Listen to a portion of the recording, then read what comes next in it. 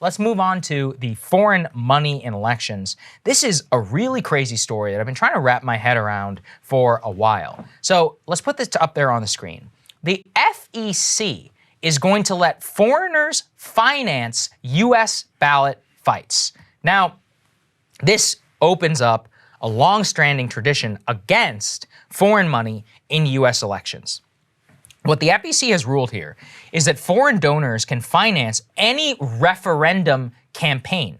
Now, the reason it matters is because foreign nationals have long time been barred from donating to not only any political candidates, but also committees. Now, the FEC decision is going to allow them to support ballot committees, which is a very, very dicey provision because, as we see in states like California and elsewhere, referenda come on the ballot all of the time. And the reason it matters is because only 7 states currently bar foreign funding to state-registered ballot committees. And this matters especially in actually border states with Canada, because sometimes Canada, wants to finance elections in like Maine or Vermont against like maple syrup regulations and all kinds of stuff. But Mexico as well.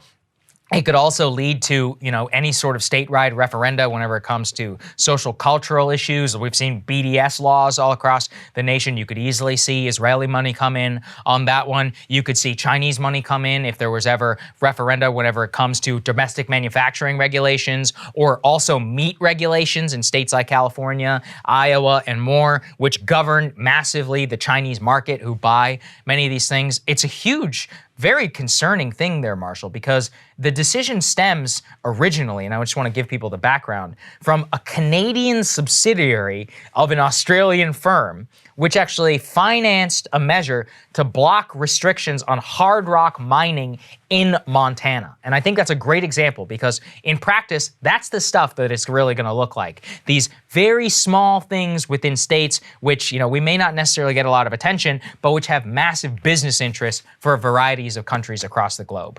Here's what I'm going to broken record myself say. Here's what I don't understand about Joe Biden and his Democratic Party. Mm-hmm. People really care about this integrity of elections issue. Yeah, that's true. Obviously, sorry to piss anyone off in the audience here, the 2020 election was not stolen. Anybody who watches Breaking News. Yeah, at this point, hopefully those viewers have been shed. I hope this isn't a shocker. Dominion wasn't a weird, corrupt Venezuela. I don't even know how to articulate that one properly. But here's the broader point. There is still a broad narrative in our society that, hey, we don't trust this process. There's always new mail-in voting. I'm from Oregon. I'm totally fine with mail-in voting. But I understand if people see these changes and they say, hey, this doesn't seem okay. I don't trust the system. The big story of our time is declining institutional trust in basically everything. Therefore, here's what Joe Biden should just do in order to lead up to 2024, to build credibility with people when it comes to these actual narratives. Like, Joe Biden should actually just be like, hey, this isn't cool. It's my FEC, I own it. Maybe there's something he can't do about this in terms of like the actual bureaucrats there. But why aren't Democrats saying, hey, we're going to support ballot measures in all these states to make sure this doesn't happen? We don't want foreign money in our elections. We want them to be integral. We think that this is entirely compatible with mail-in voting and expanded access. I actually do not get why this is not at the top of everyone's mind. It really should be. And luckily, 2 people in the Senate actually do want to do something about it. And I want to give total credit where it is due. So let's put that on the screen. And what I'm calling for is for everybody in order to back this legislation. It's by Marco Rubio and Kirsten Gillibrand, which would close exactly the loophole which allows foreign nationals to bankroll efforts to reshape state and local laws. That way, you don't even have to do state ballots for all of that. The Biden administration, the White House, should come out and endorse this legislation now. All the Republicans should also get behind it, and same with all the Democrats. It would actually send a real message if this were to pass 100-0 through the Senate and 400, I'm sure, some idiot like Thomas Massey or whatever will vote against it in the House. But anyway, 434-1 in the House because the federal government shouldn't be telling foreign nationals not to vote in our elections. I can't wait to hear that libertarian talking point. Okay, all that snark being said, I'm calling on everybody to try and push this type of legislation. It's very important because, as I said, if you're on the left, you should be concerned about Israel coming in and funding BDS campaigns. If you're on the right, you should be concerned about China, Canada, Mexico, or others trying to influence our mining regulations in Montana. I mean, look, that's up to Montana. It ain't up to you, Canada. It ain't up to you, Australia. We run our affairs the way that we want.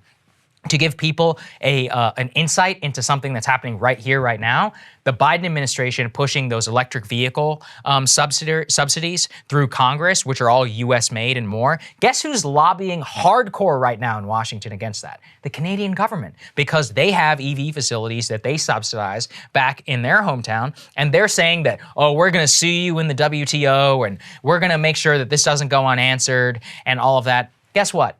Bring it on. You know, if we want to subsidize our EV business, we're going to do that. And you are welcome to try if you would like to in the Canadian markets, or you can just acquiesce to what we're doing. It's just an example of if this were up to a state ballot initiative, this is exactly the type of thing that they would fund. So there's a lot of different nefarious actions that could come into play here. It would undermine faith in our elections and already should.